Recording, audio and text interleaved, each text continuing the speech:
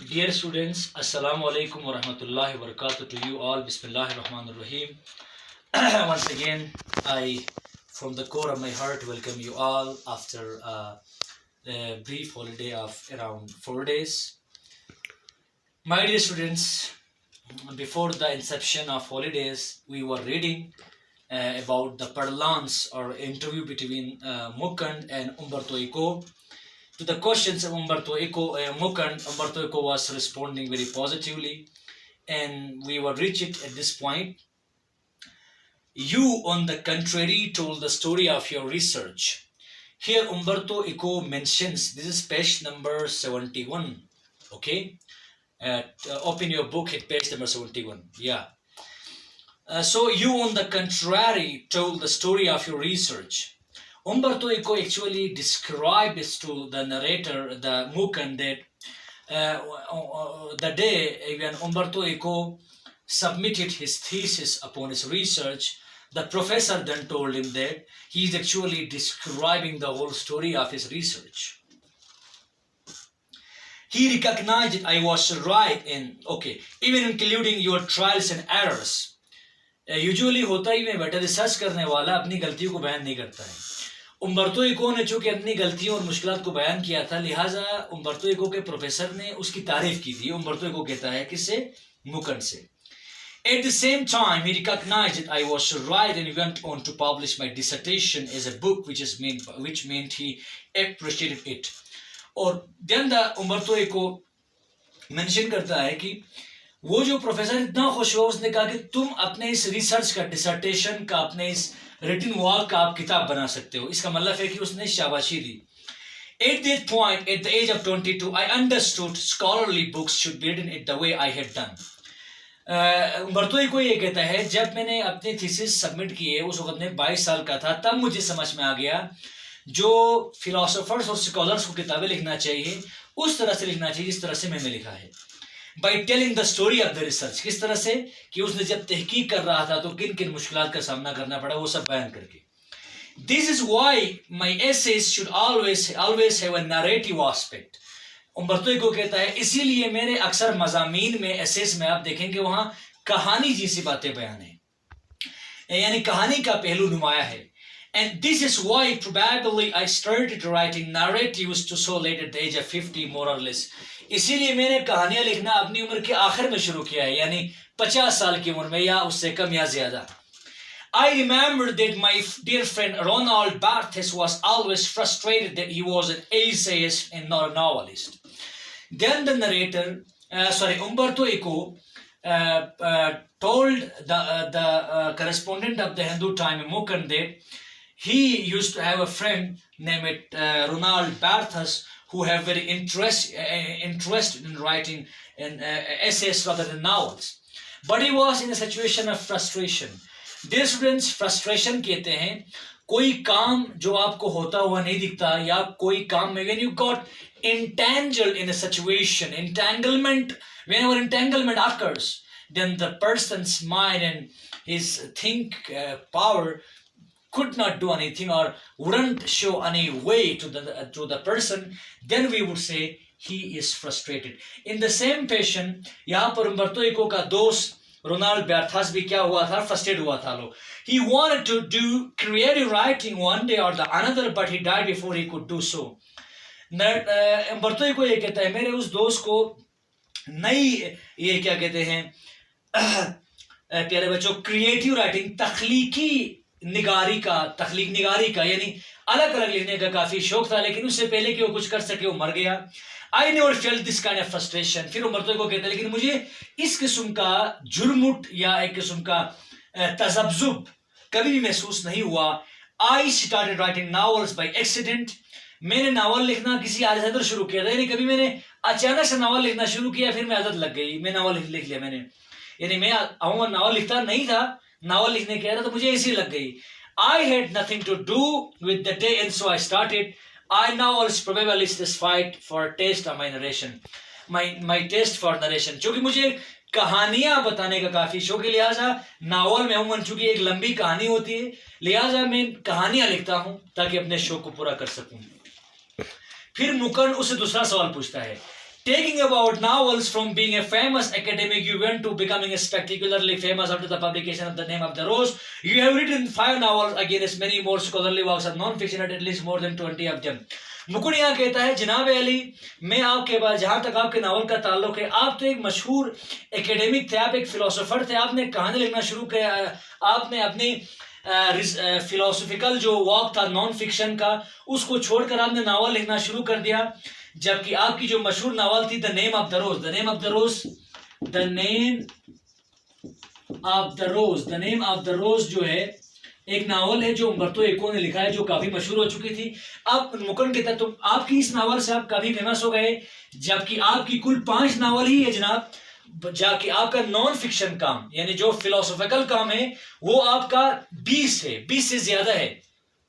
उम्बर्तो Eco here corrected Mukund that no, he wrote over 40 works of non-fiction.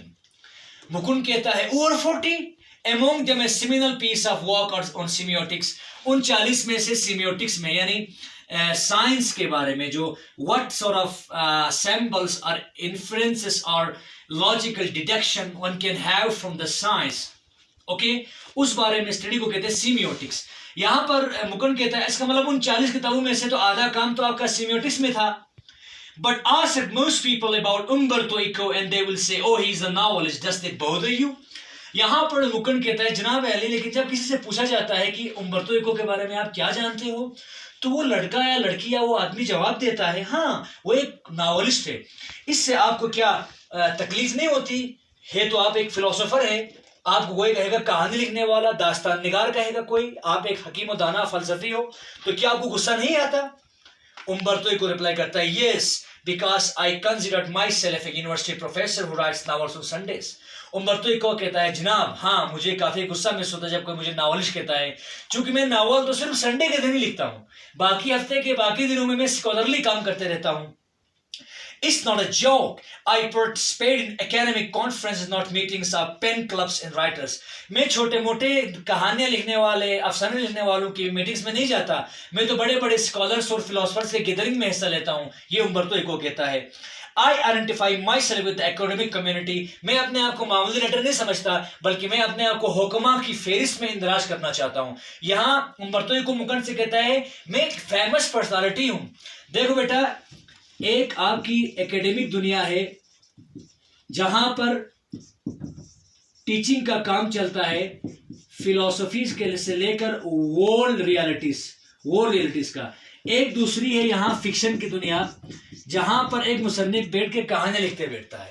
तो उम्बर्तो eco अपने आप को कहानी निगार के साथ इंदराज करना या उनके साथ मुशमूल करना या शमूल करना नहीं चाहता.